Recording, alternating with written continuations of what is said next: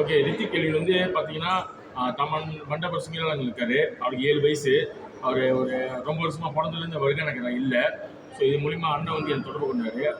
அண்ணன் அமல்ராஜன் என்ன தொடர்பு கொண்டு ஹெல்ப் பண்ணாரு. ஸோ நம்ம அவனுக்காக செஞ்சு கொடுத்தோம். இன்னைக்கு வந்து பயன் வெற்றிகரமா மைக்கெட் கொடுத்துட்டாங்க. வருகை நகர் சிஜில் கொடுத்துட்டாங்க.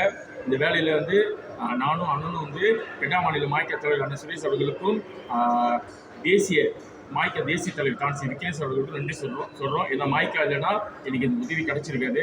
ஸோ மாய்க்கா செய்த உதவிக்கு நன்றி, வாழ்த்துக்கள், நன்றி.